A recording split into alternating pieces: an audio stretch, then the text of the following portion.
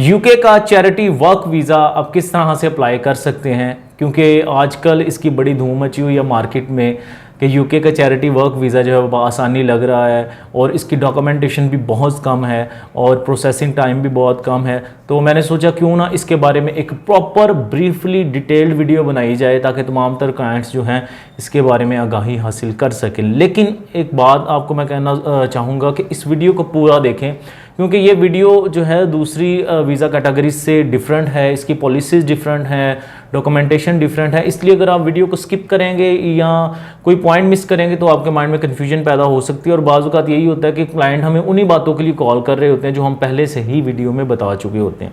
इसलिए आपसे गुजारिश है पूरी वीडियो देखें। सबसे पहले बात करेंगे कि ये वीज़ा जो है वो कौन लोग अप्लाई कर सकते हैं, इसके लिए क्या क्या डॉक्यूमेंटेशन जो है वो आपको रिक्वायर्ड है। गुड न्यूज़ ये है जी कि इसके लिए ना तो कोई आपको लैंग्वेज कोर्स चाहिए, आइल्ट्स चाहिए या और कोई इंग्लिश लैंग्वेज कोर्स आपको चाहिए, इसके लिए एज सच कोई रिक्वायरमेंट नहीं है।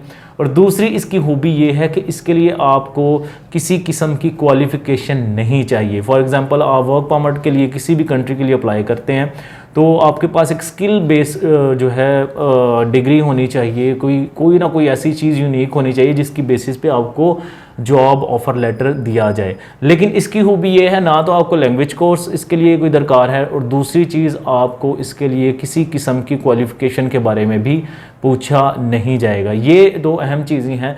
अगर आपके पास ये नहीं भी तो इसकी बेसिस पे भी आप वीज़ा अप्लाई कर सकते हैं और आपको मिल भी सकता है। तीसरी जो चीज़ आपको रिक्वायर्ड है वो आपकी बैंक स्टेटमेंट है। आपके अकाउंट में कम से कम 3.5 लाख पाकिस्तानी पैसे होने चाहिए और 3.5 लाख आज के दौर में तकरीबन हर शख्स आसानी अपने बैंक अकाउंट में रख सकता है। अगर इसके पास नहीं भी तो अपने फ्रेंड्स से या रिलेटिव वगैरह से कुछ देर के लिए लेके रख सकता है। तो अगर देखा जाए तो बैंक स्टेटमेंट भी कोई लंबी चौड़ी नहीं चाहिए, तकरीबन 3.5 लाख आपके अकाउंट में कम से कम होना चाहिए। अच्छा जी, इसका जो एक और यूनिक पॉइंट है वो ये है कि जिस तरह के इसका आपने नाम सुना होगा यूके चैरिटी वर्क वीज़ा। अब है तो ये वर्क वीज़ा, लेकिन इसका अगर जब आप वहाँ पर जाकर काम करेंगे तो आपको इसकी बिना पर कोई सैलरी नहीं मिलेगी। फॉर एग्ज़ाम्पल जिस तरह इसका नाम है चैरिटी वर्क वीज़ा, तो आप जो भी काम करेंगे उससे जो आपको सैलरी मिल रही है वो आपको नहीं बल्कि आपकी जगह पर उस चैरिटी को दे दी जाएगी जिस भी ऑर्गेनाइजेशन में आप गए हैं, उनकी जो चैरिटी वो कर रहे हैं आपकी सैलरी वहाँ पर जाएगी। लेकिन जो भी ऑर्गेनाइजेशन या कंपनी आपको हायर करती है वो आपको एक वजीफ़े के तौर पर आपकी कह सकते हैं कि अकोमोडेशन और खाने पीने के अखराजात ज़रूर देंगे, लेकिन वो इतने एनफ नहीं होंगे कि आप घर भी भेज सकें।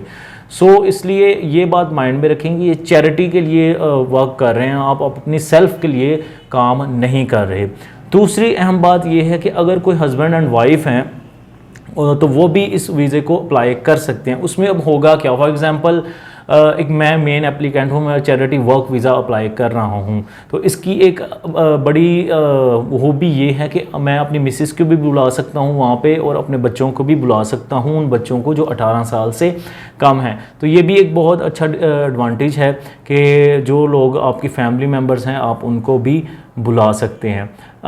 इसके अलावा अगर इसकी प्रोसेसिंग टाइम की बात की जाए तो प्रोसेसिंग टाइम भी कोई बहुत ज़्यादा नहीं है, तकरीबन 2 माह के अंदर अंदर जो है एम्बेसी आपको रिस्पॉन्ड कर देगी। लेकिन एक बहुत अहम डॉक्यूमेंट जो मैं आपको ज़रूर बताना चाहूँगा वो है जी आपका जॉब ऑफ़र लेटर भी आप उसे कह सकते हैं या आप उसे कॉस भी कह सकते हैं। कॉस का मतलब है जी कि सर्टिफिकेट ऑफ स्पॉन्सरशिप, यानी कि जो भी ऑर्गेनाइजेशन वहाँ से आपको स्पॉन्सर कर रही है वो आपको एक लेटर इशू करेगी जिस पे रेफरेंस नंबर होगा।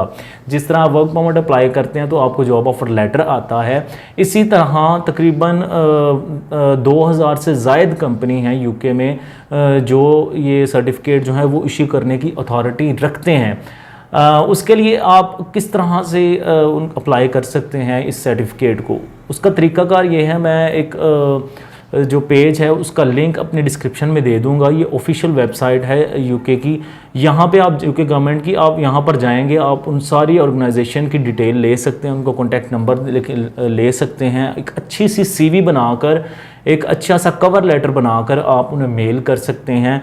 आप कोशिश करें 10 या 15 कंपनी को, या जितनी भी आप ज़्यादा से ज़्यादा कर सकते हैं उनको मेल करें, ताकि कोई ना कोई कंपनी जो है आपको वो ऑफ़र लेटर या कॉस्ट लेटर जिसे हम बोलते हैं वो आपको इशू कर दे, ताकि आप उस बिना पर वीज़ा अप्लाई कर सकें। ये एक मेन डॉक्यूमेंट है जिसके बगैर आप वीज़ा अप्लाई नहीं कर सकते, क्योंकि इसकी वीज़ा कैटेगरी दूसरी वीज़ा कैटेगरी से डिफरेंट है। अमूमन लोग आपको कहेंगे जी हम आपका वीज़ा अप्लाई कर देंगे, ये कर देंगे, वो कर देंगे, लेकिन जब इस लेटर की बात आएगी, अगर आपके पास ये अवेलेबल नहीं होगा तो आप एलिजिबल नहीं हैं इसको अप्लाई करने के लिए। ये एक छोटा सा चैलेंज है जो आपको करना पड़ेगा अगर आप वीज़ा लेना चाहते हैं। अगर आपको नहीं समझ लग रही, या फिर भी मुझसे फ़ोन नंबर पे कांटेक्ट कर सकते हैं ताकि मैं आपको और भी प्रॉपरली गाइड कर सकूं। इसकी जो मियाद है वो चूँकि ये वर्क वीज़ा है तो ये 6 माह से 1 साल तक का वीज़ा है। और दूसरी जो बात इसके बारे में मैं आपको बताना चाहूँगा कि ये वीज़ा एक्सटेंड रीन्यू हो सकता है, लेकिन इसकी वीज़ा कैटेगरी चेंज नहीं हो सकती। इसको आप Tier 2 में चेंज करवा सकते हैं, वर्क परमिट में चेंज करवा सकते हैं जिसमें आपको सैलरी मिलेगी, और ये भी आपका एक बेनिफिट है कि आप इसकी कैटेगरी चेंज करवा सकते हैं। इसके अलावा अगर कोई पॉइंट मिस हो भी गया मुझसे, मैंने कोशिश की आपको ब्रीफली इसके बारे में गाइड कर सकूँ। सॉरी, मैं डॉक्यूमेंटेशन बताना भूल गया। इसमें जो डॉक्यूमेंट ऑप्शन आपकी चाहिए, पासपोर्ट चाहिए, ID कार्ड की कॉपी चाहिए, और जिस तरह मैंने आपको बताया कि आपको एक लेटर चाहिए जिस पर रेफरेंस नंबर मेंशन हो, वो आपको चाहिए। इसके अलावा इंश्योरेंस चाहिए, इसके अलावा TB का टेस्ट चाहिए, और बैंक स्टेटमेंट चाहिए जिसमें करंट बैलेंस आपका मिनिमम 3.5 लाख रुपया पाकिस्तानी होना चाहिए।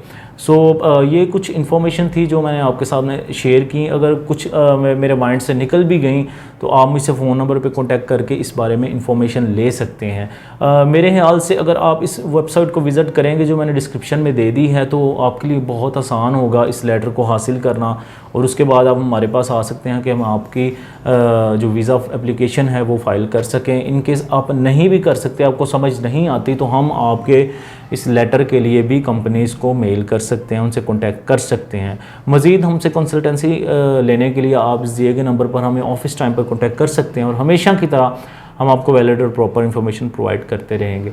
एक नई वीडियो के साथ आपके सामने दोबारा हाजिर होंगे, तब तक के लिए खुदा हाफिज़।